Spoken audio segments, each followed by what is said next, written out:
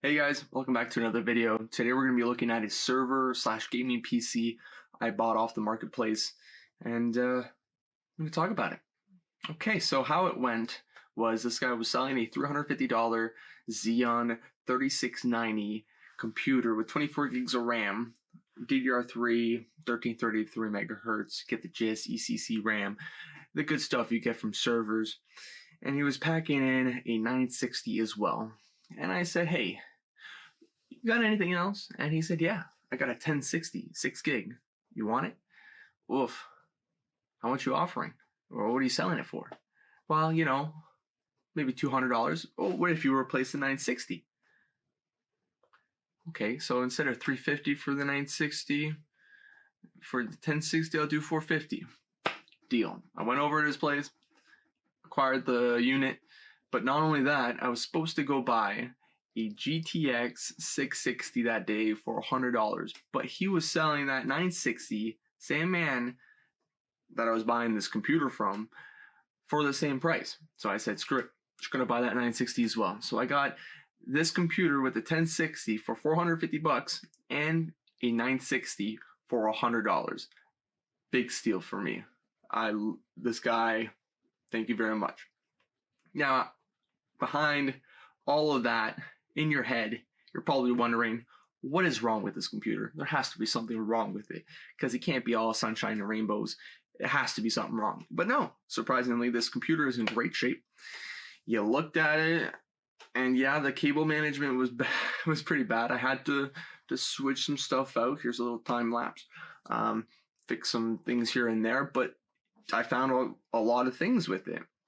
There's a fan controller that you just plug directly into it. It's not through your motherboard. It's dedicated to that one PCB or that one fan controller, and essentially you can play with the novels, and that'll play with the speed of the fans, and it actually works. If you stop the fans, it will beep. Any of the 3 fans that are connected.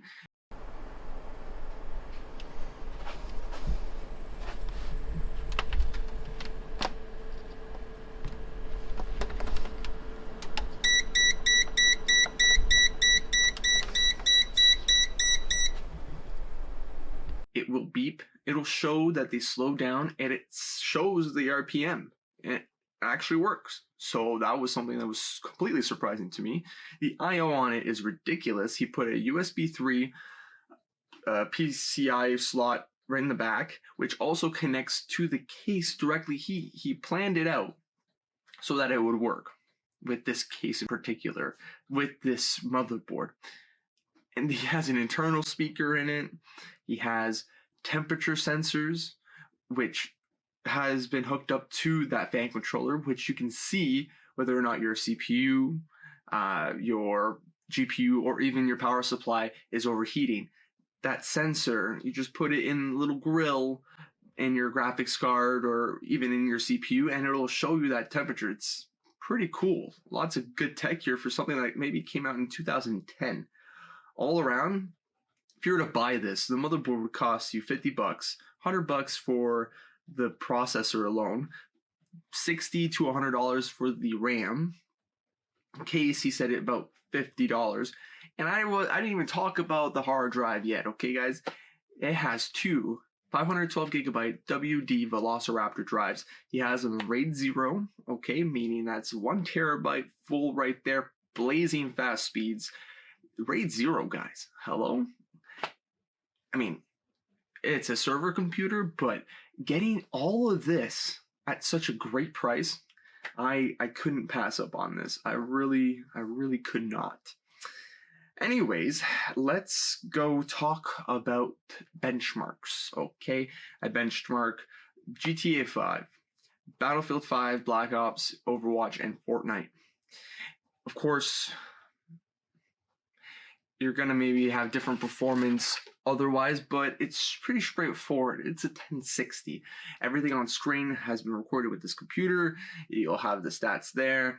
Let's start with Fortnite in particular. The stats up there are a little bit off because it captures the FPS in the menu as well, even if you were to turn it off and turn it back on. No matter.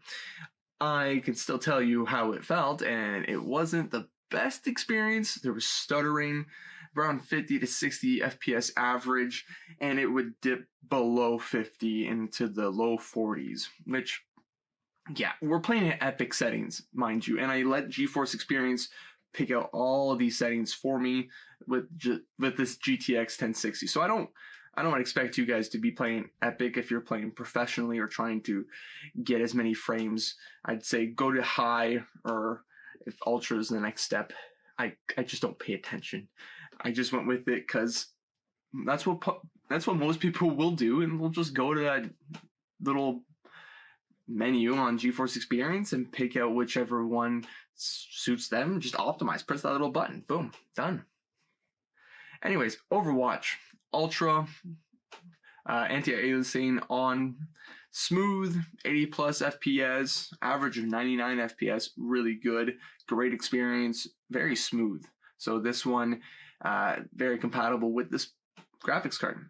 Enjoying the 6 gigs and not even busting it. I'm sure the 960 would do well. If you guys want to see a video on the 960, I can do that as well. I'm planning to do one anyway, so yeah, stay tuned. GTA 5, high, anti-aliasing off, getting smooth over 60 FPS, average 81, some stuttering, but largely unnoticeable. A good experience. You're gonna have a long session. It's a normal GTA experience. I'd say SSD is going to be necessary in this case, and I think maybe the RAM is bringing this computer back. I don't know, just something about its slow speed. I mean, nothing I can do about it. I would have to upgrade the whole thing. In that case, yeah, not worth it. Okay, anyways, for Call of Duty Cold War, we went to ultra high settings, comfortable 60 FPS, 70 FPS, occasional stuttering, but more than GTA. It's overall good performance. You could play it and not notice there would be any issues. And then Battlefield 5, I suck at it. 50 to 70 FPS, looks good, noticeable stuttering, but playable. A lot worse than Call of Duty Cold War. I keep saying World at War, because that's ultimately the better Call of Duty. And yeah, that's about it. It's a GTX 1060, guys. Can't preface that enough. That thing is great right now, and the market is just sucking them dry. Very expensive. And yeah, this is a very capable gaming computer. I'd say if you're looking for something cheap that has lots of cores, I could see this being a potential way to get going. It's not too expensive to boot up. You know, of course, the hard drive would be the most expensive part, of course, booting up.